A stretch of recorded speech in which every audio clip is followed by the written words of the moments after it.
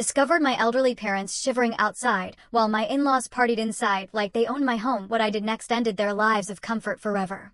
That night, I saw something that shattered my world and changed my family forever. My parents, both in their early 70s, stood shivering, lips blue from the biting cold, right outside the front door of my own home. Inside, my in-laws were hosting a lavish dinner party with complete strangers, while my father clutched his chest, his recent heart surgery scar hidden beneath layers that simply weren't enough. Growing up, my parents gave me everything they possibly could, even though we didn't have much. My father worked 2 grueling jobs for 2 decades straight, his hands rough from labor but so gentle when he held mine. My mother was a magician with money, making miracles happen at our dinner table, so I never once felt the pinch of our financial limitations. When I got accepted to college with a partial scholarship, they emptied their tiny savings account without a second thought. For those 4 years, they never complained about their sacrifices. Dad developed heart problems in his 60s, leading to a triple bypass surgery just 8 months before this nightmare night. His recovery was steady, but fragile, requiring daily medication and careful monitoring. Mom's severe rheumatoid arthritis had worsened over the past decade, making simple things like opening doors incredibly difficult. Despite their challenges, they cherished their independence, living in the same small ranch house where I grew up, just 15 minutes from my new home. Our family traditions were sacred, Sunday dinners were a must, and I called them every day. They beamed with pride at my career, framing my first business card on their fridge. When I landed my first big promotion, my father cried with joy, telling me I had exceeded all his dreams. I met Robert 7 years ago at an industry conference. He worked for a competitor but charmed me completely. His confidence and ambition mirrored mine, and our shared passion for marketing strategies sparked an instant connection. We married within a year in a ceremony that, looking back, was full of little warning signs I chose to ignore. Our early marriage seemed idyllic. We supported each other's careers, celebrated our wins, and bought a small starter condo that we spent weekends painting. Robert would even make breakfast on Sunday mornings before we headed to my parents' house for dinner. In those days, he truly seemed fond of my parents, bringing my dad special coffee and helping my mom with household repairs. But then, the subtle cracks appeared. Robert would take calls from his parents no matter what we were doing. Their opinions always seemed to outweigh everyone else's, including mine. My first encounters with my in-laws, Nancy and Walter, should have screamed red flag. They arrived at our engagement party in matching designer outfits, surveying my parents' modest home with barely concealed disdain. Nancy even commented on how charming it was to see simple living in this day and age, while Walter scoffed at my dad's pension plan. During wedding planning, they insisted on controlling everything, questioning my choices for flowers, the venue, the food.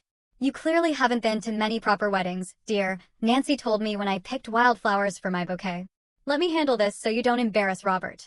Robert minimized their behavior, calling his mother particular and assuring me their intentions were good. "They just want the best for us," he'd say. "They come from a different world." I believed him because I wanted to. I convinced myself they'd warm up to me and my family eventually. My career trajectory accelerated faster than Robert's, though I was careful never to emphasize it. After 5 dedicated years, I landed a major pharmaceutical client that transformed our agency. My innovative campaign earned me a significant promotion and a substantial performance bonus. When I called Robert with the news, his congratulations sounded genuine. But when I arrived home with champagne to celebrate, I found him sullen. "Great work," he said, barely touching his glass. "I guess I need to step up my game to keep up with you." I suggested using my bonus as a down payment on a house, something we'd talked about but never actively pursued.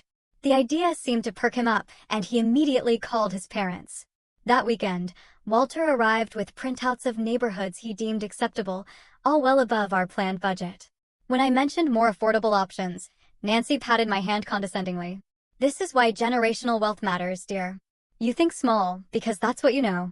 Despite their interference, we found a perfect Tudor-style home in a prestigious neighborhood.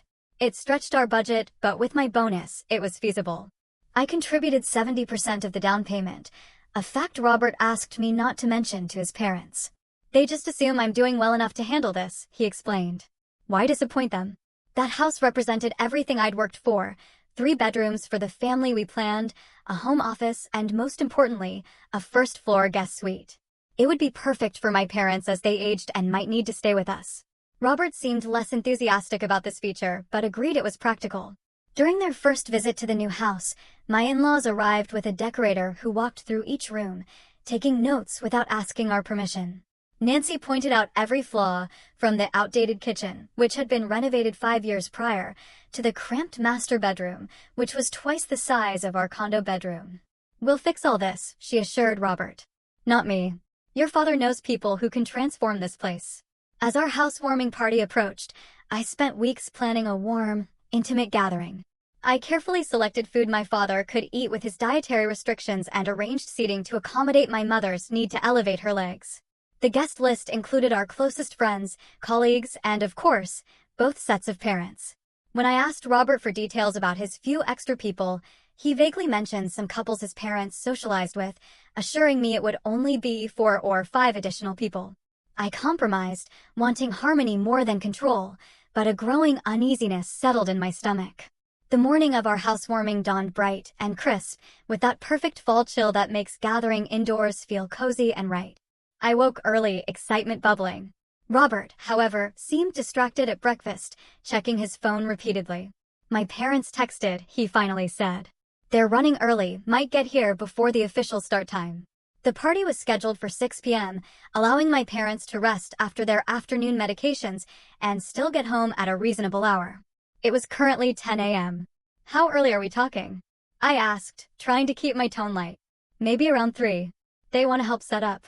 I bit back my initial response, reminding myself that help could be welcome. "That should be fine," I replied, mentally adjusting my timeline. "Just remind them that my parents will need the accessibility accommodations we discussed." Robert nodded absently, already typing a response to another message. At precisely 12:45 p.m., while I was arranging a vegetable platter, the doorbell rang. I opened the front door to find Nancy and Walter impeccably dressed in clothing far too formal for a casual housewarming. Behind them stood 6 other couples, all equally overdressed, holding wrapped gifts and bottles of wine. "Surprise!" Nancy exclaimed, stepping past me without waiting for an invitation. "We thought we'd make a day of it." Everyone was so excited to see Robert's new home. I stood frozen as this parade of strangers filed into my house.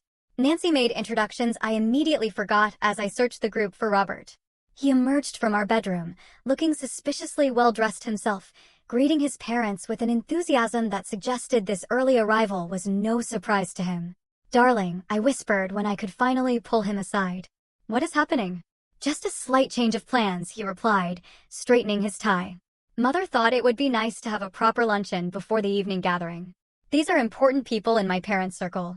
Before I could respond, Nancy was beside us, critiquing the simple decorations I had placed around the living room. "These are charming in their way," she said, removing a handmade centerpiece my mother and I had created. "But I brought some more suitable arrangements."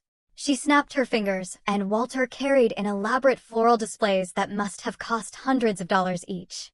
Over the next hour, I watched in stunned silence as my carefully planned party completely transformed. Nancy rearranged furniture, relegating family photos to drawers, and replacing them with artistic arrangements I had never seen before. Walter's friends brought in cases of expensive wine, making dismissive comments about the selections I had purchased. "Robert mentioned you were still developing your palate," one man commented, placing my wine bottles out of sight below the bar cart. The true shock came when a catering van pulled into our driveway, and 3 uniformed servers began unloading equipment I had never ordered. "We took the liberty," Walter explained when he caught my confused expression. "Your grocery store platters were thoughtful, but not quite appropriate for the guests we invited." Throughout this takeover, Robert avoided me, busying himself helping his father set up an impromptu bar or escorting newly arriving guests on tours of our home. With each passing minute, I felt increasingly like a stranger in my own house. The final straw came when I overheard Nancy referring to the home as Robert's new place to a woman dripping in diamonds. "We always knew he'd end up in this neighborhood," she said. "Of course, there will need to be significant upgrades if they start a family. The kitchen is workable, but hardly up to standard." Walter joined them, adding, "We're discussing converting the guest suite into a proper library. Much better use of the space." The guest suite I had specifically chosen for my parents. My blood ran cold. I finally cornered Robert in our bedroom where he was inexplicably changing into an even more formal shirt. "What is happening?" I demanded. "Who are these people?" Why is your mother removing our things and talking about renovation plans we never discussed? Peggy, you're overreacting, he said, his voice low but irritated. These are influential people who can help both our careers. Mother is just excited and maybe overstepping a bit, but it is coming from a good place. Overstepping, Robert? There are caterers in our kitchen that I did not hire. Your mother is talking about removing the guest suite we planned for my parents. And speaking of my parents, I need to leave soon to pick them up. A flash of something like panic crossed Robert's face. About that. Mother thought it might be better if your parents came another time. This gathering has become more formal than we planned. I stared at him, ice forming in my chest. My parents are coming. This is our housewarming, not your mother's social climbing event. I am leaving to pick them up in 20 minutes, and I expect you to make sure they are welcomed properly. Nancy appeared in the doorway as if summoned by our disagreement. Everything all right in here, Robert? Senator Wilson is asking about your work on the Thompson campaign. Coming, Mother, Robert replied, turning from me without resolving our conversation. Before heading out, I found Robert again, surrounded by his father's friends. I am going to get my parents now, I said, trying to be firm but calm. Please remember that Dad needs easy access to his medication in the refrigerator, and Mom will need her special chair with the cushions. Sure, he nodded distractedly. We might still be at lunch when you return. Just come around to the back patio. As I drove to my parents' house, my phone buzzed with a text from Robert. Slight change of plans. We'll explain when you get back. I called immediately, but it went to voicemail. I tried again, same result. My parents were waiting, dressed in their Sunday best. My mother had her hair done specially for the occasion. My father proudly wore the sweater I had given him last Christmas. The house all ready for the big reveal, Dad asked as I helped Mom into the car. It looks wonderful, I lied, not wanting to worry them. Everyone is excited to see you both. The knot in my stomach grew tighter as we drove back, my calls to Robert continuing to go unanswered. When we turned onto our street, I immediately sensed something was wrong. The driveway and both sides of the street were lined with luxury vehicles I didn't recognize. A young man in what appeared to be a valet uniform stood at the end of our driveway, looking confused as I pulled up. Sorry, ma'am. The driveway is full. Are you here for the Cunningham dinner?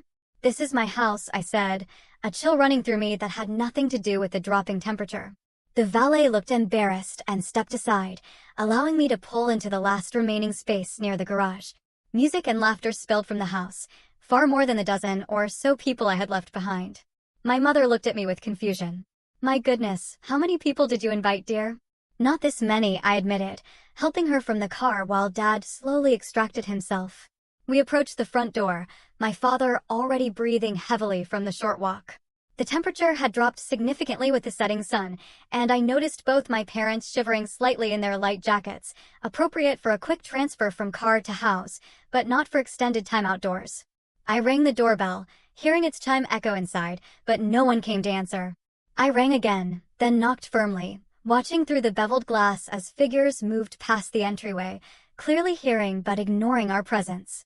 Maybe they can't hear over the music, my mother suggested, pulling her jacket tighter. I knocked harder, then tried my key in the lock, only to discover it no longer worked. The realization hit me like a physical blow. Someone had changed the locks to my own home. Let me call Robert, I said, trying to keep the panic from my voice as I dialed his number again. Straight to voicemail. I sent a text. *, we are outside. The door is locked and my key is not working. Dad needs to come in now, *, no response. 5 minutes passed. Then 10. My father, whose color had been good earlier, now looked pale, and I noticed him pressing his hand to his chest in that way he did when trying to hide discomfort. Dad, are you okay? I asked, moving to his side. Just a little winded, he said, but I could hear the strain in his voice. Might need to sit down for a minute. My mother was visibly shivering now. Her thin dress and jacket no match for the rapidly cooling evening. Her lips had taken on a bluish tinge that sent alarm bells ringing through my mind. Let me try the back door, I said, helping my father to sit on the porch step before leading my mother around the side of the house. The back patio had been transformed into an extension of the party, with heat lamps warming elegantly dressed guests who sipped champagne under string lights I had never seen before. Through the large kitchen windows, I could see servers in formal attire arranging food on platters. There was no sign of Robert, but Nancy stood holding court near the grill, gesturing dramatically as her audience laughed on cue. I knocked on the back door. A server approached, looking annoyed at the interruption. The entrance is around front, he said curtly. This is a private event. This is my house, I said, my voice rising. My parents are freezing outside, and my father has a heart condition. Please open the door. The server looked uncertain, glancing over his shoulder toward Nancy. She noticed the commotion and approached, her face darkening when she saw me. Peggy, she said through the glass, making no move to open the door. I thought Robert explained we had to make some adjustments to the guest list. This is an important dinner for Walter's business associates. Nancy, open the door right now. I demanded. My parents are outside. It is freezing, and my father needs his medication from the refrigerator. This is really not a good time, she replied, having the audacity to look put out. Perhaps you could take your parents for dinner somewhere and come back later. We should be wrapped up by 11. I stared at her in disbelief, unable to process the level of cruelty I was witnessing. Through the window, I caught a glimpse of Robert, drink in hand, laughing with a group of men in the living room, completely oblivious to our situation. When I returned to the front, I found my father slumped on the step, his breathing labored, while my mother tried to rub warmth into his hands. A woman from the neighboring house approached cautiously, carrying a blanket. Is everything all right? She asked. I noticed you've been out here for a while. We are locked out, I explained gratefully, accepting the blanket and wrapping it around my mother's shoulders. My father needs his heart medication that is inside. My father tried to wave off my concern, always one to avoid making a scene, but I could see he was in genuine distress. His medication was in the refrigerator where I had placed it specifically so it would be accessible during the party. Desperation mounting, I circled the house, looking for any point of entry. At the far side, I spotted a small basement window that was slightly ajar. It would be a tight fit, but I had no choice. I'll be right back, I promised my parents, moving to the window and pushing it fully open. I squeezed through the opening, scraping my arm painfully on the rough frame and tearing my shirt in the process. I landed awkwardly on the basement floor, a sharp pain shooting through my ankle, but I ignored it, racing up the stairs to the main floor. I emerged from the basement into a house I barely recognized. The cozy, welcoming space I had carefully designed had been transformed into something resembling a high-end restaurant. Our furniture had been rearranged or replaced entirely with rented pieces. Servers circulated with trays of appetizers, and a bartender mixed drinks at a portable bar set up in our dining room. Without stopping to process this surreal scene, I rushed to the front door, unlocking it and throwing it open to bring my parents inside. My father's face was now alarmingly gray, and my mother couldn't stop shivering. I helped them both to the sofa, which had been pushed against the wall to make room for cocktail tables.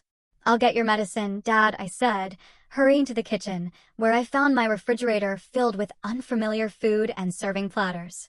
I located my father's medication, tucked behind a tray of canapes, and rushed back to him, helping him take it with trembling hands. As I tended to my parents, I became aware of the party falling silent around us. Guests stared at our small, huddled group with expressions ranging from curiosity to discomfort. Nancy approached, her face tight with barely controlled anger. What is the meaning of this intrusion? She hissed, low enough that only I could hear. We have the governor's assistant here tonight. Intrusion. I stood to face her, my voice steadier than I felt. This is my house, Nancy. My house that I paid for. You locked my parents out in freezing temperatures. My father has a heart condition, do you understand that? There was clearly a miscommunication, she said dismissively. Robert mentioned you might bring your parents by, but we assumed later, after dinner. This is hardly appropriate timing. Appropriate timing? They have been outside for nearly 30 minutes, because someone changed my locks without telling me. Nancy's eyes narrowed.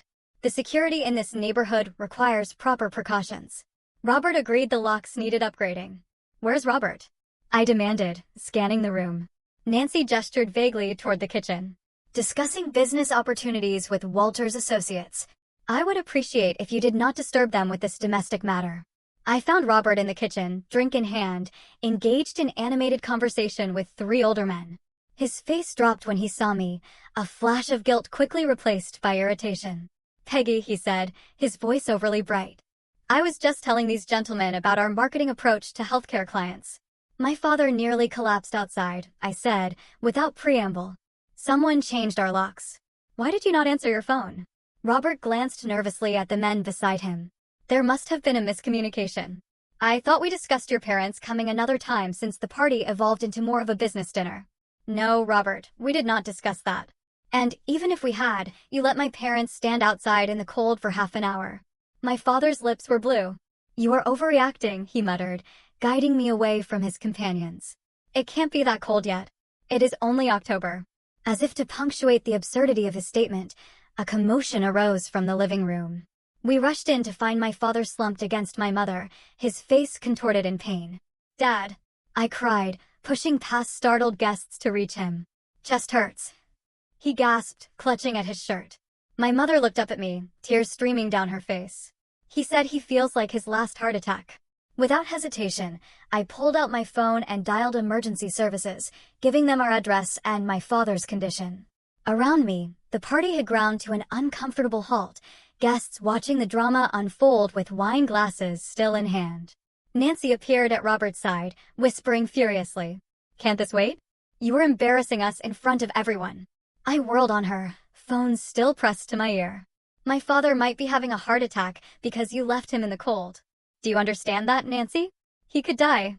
Walter materialized next to his wife, his face flushed with either alcohol or anger. "Now see here, young lady. There is no need for hysterics. Your father looks fine to me, just a little winded." The paramedics arrived within minutes, pushing through the crowd of party guests to reach my father. They quickly assessed his condition, determining he was showing signs of both hypothermia and cardiac distress. As they prepared to transport him to the hospital, I'd heard Walter complaining to Robert about the scene we were causing. I rode in the ambulance with my parents, holding my mother's trembling hand as she watched the paramedics work on my father. The hospital emergency room received us immediately, whisking my father away for treatment while a kind nurse helped my mother, who was also showing signs of exposure. "How long were they outside in those temperatures?" the doctor asked me after examining my father. "At least 30 minutes, I replied, shame and rage battling within me. "Maybe longer." He shook his head. With his cardiac history and age, that was dangerously long. "We will monitor him overnight.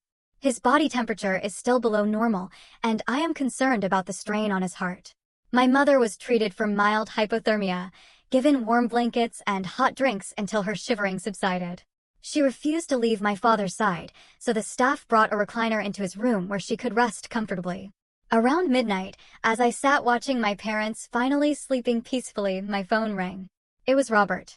"Are you coming home soon?" he asked, as if inquiring about a delayed commute rather than a family emergency. "My father is being kept overnight for observation," I replied, keeping my voice low. "I am staying with them. The party is winding down," he said.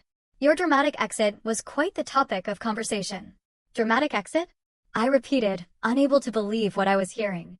"Robert, my father could have had another heart attack. Do you understand that? Mother says he was clearly just cold and tired. You know how your parents exaggerate their health issues for attention." Something inside me snapped at that moment.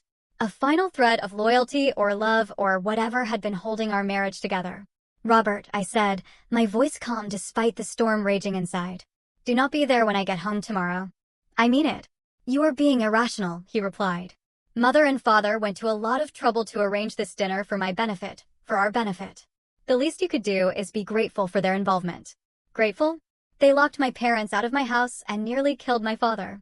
Your mother rearranged our home without permission.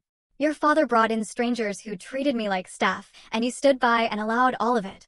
I hung up, unable to stomach another word of his delusional justifications. Looking at my parents, vulnerable in their hospital beds, I made a decision that would change all our lives. This would never, ever happen again. When I returned to our house the following afternoon, having secured my father's stable condition and comfortable discharge planned for the next day, I found my in-laws still there. The party debris had been mostly cleared away, presumably by the caterers, but evidence of the evening remained in the form of wine stains on our new carpet and cigarette burns on the wooden coffee table we had carefully selected. Robert sat at the kitchen island, looking haggard but defiant. Nancy and Walter occupied our living room sofa, both wearing expressions of injured dignity, as if they were the wronged parties. "Finally decided to come home, I see," Nancy greeted me, her tone suggesting I had been off on a frivolous adventure rather than a hospital vigil. I ignored her, addressing Robert directly. "How's my father doing? Did you bother to call and check?" Robert had the grace to look slightly ashamed. "I figured you would let me know if there was any change." Nancy stood, smoothing her immaculate slacks.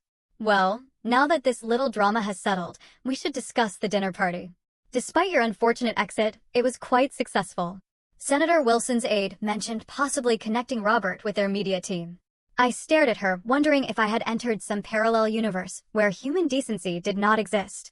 My father is in the hospital because of you, and you want to talk about networking opportunities? Now, Peggy, Walter interjected. Let us maintain perspective. Your father has health problems. That is hardly our fault. If anything, you should have considered his condition before bringing him to an evening event. An evening event at my own house. That I specifically planned with his needs in mind before you hijacked it completely. We did not hijack anything, Nancy said with an imperious wave of her hand. We simply elevated a simple gathering into something beneficial. Robert agreed with our adjustments. I turned to my husband. Is that true? Did you agree to change the locks without telling me? Robert shifted uncomfortably.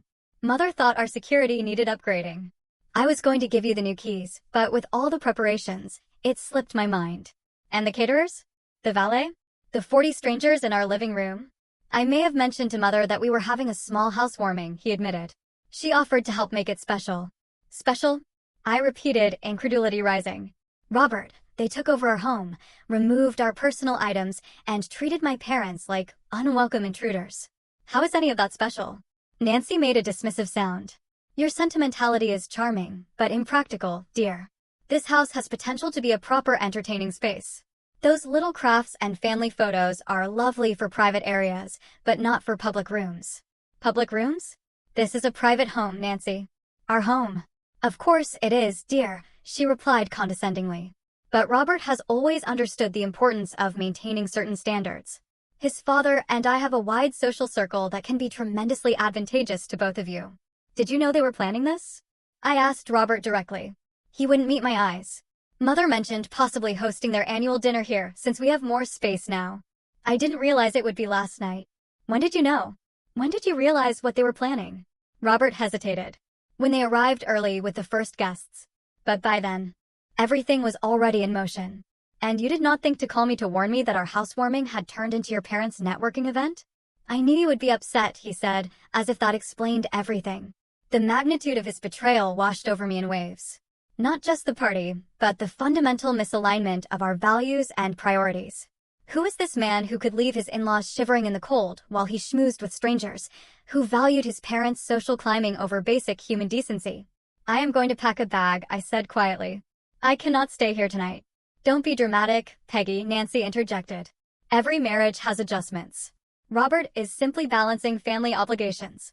Family obligations? I turned to her, no longer bothering to hide my contempt. Is that what you call endangering my father's life, humiliating my mother, taking over our home without permission? We did you a favor, Walter said, his voice hard. This house was clearly beyond your experience level. Robert mentioned how you insisted on handling the decorating yourself, despite our offers to bring in professionals. As I headed upstairs to pack, I heard Nancy stage whisper to Robert. Perhaps this house was too ambitious for someone of her background. There is no shame in admitting one is out of their depth. I packed quickly, taking only essentials, aware of Robert watching from the doorway, but making no move to stop me. As I zipped my suitcase, he finally spoke. Where will you go? To check on my parents. Then to Vanessa's, I replied, naming my closest friend. Do not call me unless it is an actual emergency. Nancy appeared behind Robert, her expression one of practiced concern. Running away never solved anything, dear. In my experience, young wives often get overwhelmed by the responsibilities of maintaining a proper home. I walked past them both without responding, my mind already shifting from emotional hurt to strategic planning. This was no longer about a ruined party or even a betrayal of trust. My parents had been put in actual physical danger, and the casual cruelty with which my in-laws dismissed this fact revealed a toxicity I could no longer ignore. At Vanessa's apartment that evening, I broke down completely, releasing tears I had held back for my parents' sake. Between sobs, I explained the surreal sequence of events, watching her expressions shift from confusion to horror. They changed your locks, she repeated, incredulous, without telling you? And left your parents outside. They act like I am overreacting, I said, accepting the tissue she offered, like it was a simple miscommunication rather than deliberate exclusion. Vanessa, an attorney specializing in family law, shifted into professional mode. This is not just wrong, Peggy, it is potentially illegal. You paid for 70% of that house. They cannot lock you out or make modifications without your consent. The next day brought another layer of betrayal. Checking our joint accounts online, I discovered Robert had withdrawn a significant sum, nearly $40,000, 3 days before the party, without discussion or notification. A call to our bank confirmed the withdrawal had been made in person with Robert, citing home improvements as the purpose. The same day, I found an email received in our shared cloud account for catering services costing $22,000, charged to our joint credit card and addressed to Walter, not Robert or me. My colleague Olivia, who had become a close friend, connected me with her brother's financial advisory firm. "You need to protect yourself," she insisted. "If they will do this, who knows what else they might try." The financial advisor confirmed my fears. Robert's withdrawal had cleared out most of our liquid savings. "The good news," he noted, "is that your name is primary on the mortgage since you provided the majority of the down payment. That gives you certain rights regardless of what happens next." Over the next few days, as my father recovered and I divided my time between the hospital and Vanessa's guest room, I discovered more evidence of my in-laws' plans. Robert's sister, with whom I had always maintained a cordial if distant relationship, called unexpectedly. "I heard about what happened," she said, sounding genuinely concerned.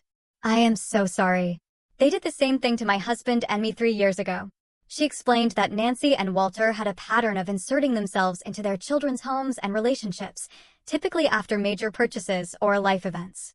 In her case, they had moved in temporarily after the birth of her first child and stayed for 8 months, gradually taking over every aspect of their household. "They convinced James that I was too overwhelmed to make decisions," she said, referring to her husband. "By the time they left, James and I were barely speaking, and I had no say in my own home." That conversation crystallized something I had sensed, but not fully articulated. This was not a one-time boundary violation, but the beginning of a systematic takeover. The guest suite renovations Nancy had mentioned were not idle talk, but an actual plan, likely to create space for extended stays or even partial residency in our home. With this realization, my hurt began transitioning to something more productive, righteous anger and cold determination. This was no longer just about saving my marriage, which honestly might be beyond repair. This was about protecting my parents, my assets, and my future from people who had demonstrated they had no respect for my boundaries or well-being. After a week of strategic planning with Vanessa and consultations with both financial and legal advisors, I was ready to reclaim what was mine. I chose a Tuesday morning when I knew Robert would be at work, arranging for a locksmith to meet me at the house with a police escort, something Vanessa had suggested given the existing lock-changing situation. "I am the primary owner," I explained to the sympathetic officer who accompanied me. "My in-laws changed the locks without my knowledge or consent while I was not home." The locksmith made quick work of changing every lock and security code in the house. Inside, I discovered evidence that confirmed my suspicions. The guest room closet contained garment bags with Nancy's clothing, and the bathroom counter displayed her expensive skincare products, neatly arranged as if she planned an extended stay. More disturbing was what I found in Robert's home office. A folder labeled House Modifications contained quotes from contractors for major renovations, including completely repurposing the guest suite into a library, divided by a sitting room, and plans to convert our home office into another guest room, presumably for visitors of their choosing. Most shocking was a partially completed change of address form for Walter and Nancy, listing our home as their new residence. According to dates on various documents, these plans had been in motion since shortly after we closed on the house, without a single word to me. With the locks secured and evidence documented, I arranged a meeting with Robert, Nancy, and Walter. At my attorney's office, neutral territory where emotions could be contained within professional boundaries. "This is completely unnecessary," Walter blustered as they arrived, clearly uncomfortable in this setting. "Family matters should be handled privately." "I agree," my attorney replied smoothly. Unfortunately, when locks are changed without consent and significant sums are withdrawn without discussion, we move beyond family disagreement into potential legal territory. I had prepared a clear, factual presentation of what had occurred, from the takeover of our housewarming to the hospital bills for my father's care. As I spoke, Robert's expression shifted from defensive to uncertain, while his parents remained stone-faced. "The $40,000 Robert withdrew has been partially accounted for through payments to caterers and event staff," I concluded. "The remaining funds must be returned to our joint account within 48 hours, or we will proceed with formal legal action." "This is absurd," Nancy interrupted. Robert was simply securing funds for necessary improvements to the property, improvements that would increase its value substantially. Improvements never discussed with or approved by the primary mortgage holder, my attorney pointed out. And as for the events of that evening, we have medical documentation of the harm caused to Peggy's father, which could potentially constitute a case for elder endangerment. That phrase landed like a bomb in the room. Elder endangerment carried serious legal and social consequences, particularly for people like Nancy and Walter, who valued their community standing above all else. There was no endangerment. Walter protested. It was a cool evening, not the dead of winter. My attorney silently placed my father's medical report on the table, where terms like cardiac distress precipitated by exposure and hypothermic symptoms were clearly highlighted. Robert, who had remained largely silent, finally spoke.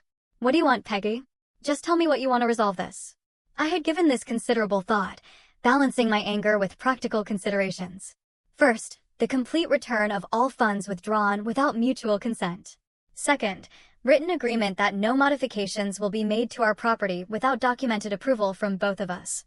Third, your parents will not have unsupervised access to our home under any circumstances, and any visits must be agreed upon in advance. Fourth, payment of all medical expenses incurred as a result of that night. "This is extortion," Nancy hissed. "This is accountability," I corrected. "And it is non-negotiable." To everyone's surprise, including possibly his own, Robert sided with me. "We will return the money," he said quietly. "And cover the medical bills, of course."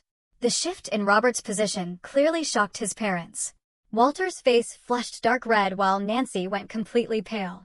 "Robert, you cannot possibly be considering these ridiculous demands," she said, her voice rising. "After everything we have done for you, the connections we have provided." "You left her parents in the cold, Mother," Robert replied, sounding tired. "Her father could have died. How would that have looked for your precious connections?" That meeting marked a turning point, not just in my strategy, but in Robert himself. In the days that followed, as funds were returned and agreements formalized, he began individual counseling at my insistence. The therapist, specializing in family dynamics, helped him recognize patterns of manipulation that had defined his relationship with his parents since childhood. "They controlled everything," he told me during one of our carefully neutral coffee meetings to discuss logistics. "My schools, my friends, my career path.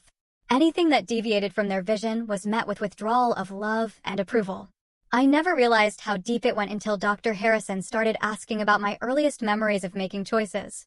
While this insight helped explain his behavior, it did not excuse it.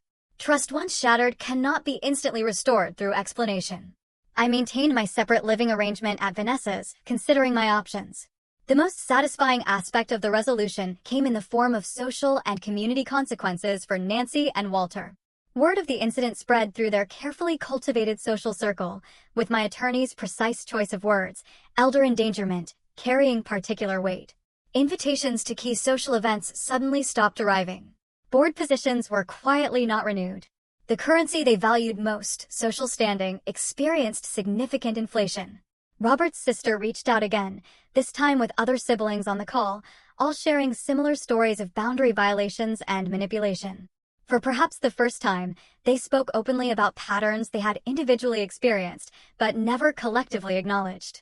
This family therapy of sorts seemed to strengthen Robert's resolve to establish healthier relationships with his parents.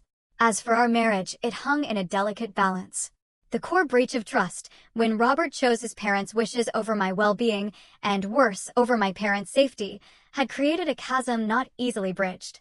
Yet his willingness to acknowledge the wrongdoing and take concrete steps toward change left the door open, if just barely, to potential reconciliation. "I understand if you want to divorce me," he said during a particularly honest conversation. "What happened is unforgivable, but I want you to know I am committed to changing, whether we stay together or not. I never want to be that person again." I had separation papers prepared, but not filed, a contingency plan rather than an immediate intention. As Robert continued therapy and maintained appropriate boundaries with his parents, I allowed myself to consider the possibility of rebuilding rather than discarding our relationship. Trust takes time, my own therapist reminded me. And it is okay to protect yourself while you evaluate whether that trust can ever be fully restored. 6 months after that fateful night, our lives had found a new pattern. My father's health had stabilized, his cardiac function returning to baseline with proper medication and care. My mother's arthritis remained challenging but manageable, and the emotional trauma of that night had faded, though not disappeared entirely. Our house, truly my sanctuary now, had been reclaimed room by room. The guest suite remained intact, ready for my parents' visits, which occurred regularly but always with advanced planning and clear expectations. The formal decorations Nancy had installed were donated or returned, replaced by items that reflected my taste and our actual lifestyle. My career continued to flourish, with the perspective gained through personal crisis oddly enhancing my professional judgment. Priorities became clearer, and I found myself better able to distinguish between truly important matters and mere urgencies. My team noticed and responded positively to this evolved leadership style. The relationship with my parents deepened through our shared trauma and recovery. Sunday dinners resumed, now alternating between their home and mine, creating new memories to overlay the painful ones. My father, never one for deep emotional discussions, found ways to express his feelings through small gestures like bringing me coffee prepared exactly how I liked it or sending me articles he thought might interest me. "We never doubted you would make things right," my mother told me during one quiet moment. Even that night, as scared as we were, we knew our daughter would fix it. Their faith in me became a source of strength I drew upon during the more difficult days of rebuilding my life. Their wisdom about forgiveness without forgetting, about setting boundaries while keeping your heart open, guided me as I navigated the complex aftermath. As for Robert, our relationship underwent its own transformation. After 3 months of separation, during which he maintained his commitment to therapy and establishing appropriate boundaries with his parents, we began the tentative process of reconciliation. This was not the automatic resumption of our previous marriage, but the careful construction of something new and hopefully stronger. "I have never stood up to them before," he admitted during one of our counseling sessions. "Not really. I thought I was keeping peace, finding compromises, but I was actually just avoiding conflict at all costs, including the cost of your trust and your parents' safety." The journey was neither smooth nor guaranteed. We established a detailed relationship agreement with clear expectations and boundaries, particularly regarding his parents. Nancy and Walter were permitted limited, supervised contact, only with immediate consequences for any boundary violations. The first such visit was awkward and tense, but necessary to establish that the old dynamics would not be tolerated.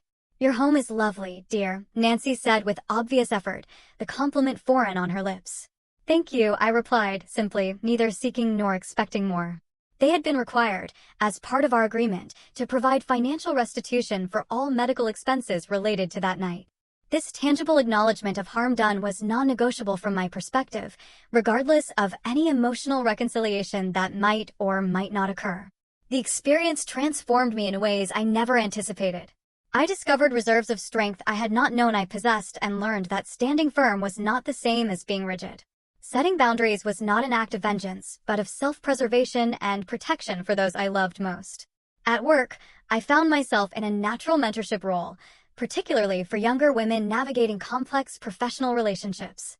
Without sharing all the personal details, I was able to offer guidance on recognizing manipulation, setting appropriate boundaries, and advocating effectively for oneself. "You seem different," my colleague Jordan observed after a particularly challenging client meeting where I had maintained my position despite significant pressure.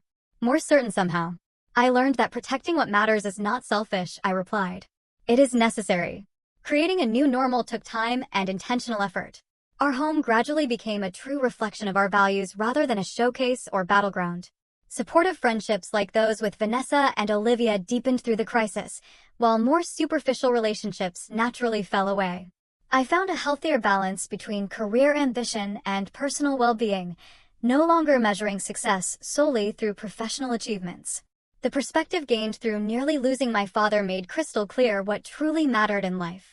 The most profound lesson was understanding that family is defined by respect and care, not merely by blood or legal ties. The people who truly deserve a place in your life are those who honor your boundaries and value your well-being. Sometimes those people are relatives, and sometimes they are friends who become family by choice. Standing up for yourself and your loved ones is not an act of revenge, but of necessary self-preservation. The boundaries we create protect love rather than diminish it, creating safe spaces where genuine relationships can flourish without manipulation or fear. When crisis strikes, it reveals the true character and priorities of everyone involved. This painful clarity, while initially devastating, ultimately provides the information needed to build a life aligned with authentic values rather than external expectations. Looking forward, I focus on creating a future built on genuine respect and mutual care. The journey has been difficult, but necessary, and I carry forward not bitterness, but wisdom, not anger, but discernment about who deserves a place in my inner circle. Have you ever had to stand up to family members who crossed your boundaries? What did you learn from the experience? I would love to hear your stories in the comments below. If this resonated with you, please like and subscribe to my channel for more real-life experiences and lessons learned. And remember, sharing these stories helps others recognize and address similar situations in their own lives. Thank you for being here with me through this journey. Stay strong, set healthy boundaries, and protect what truly matters.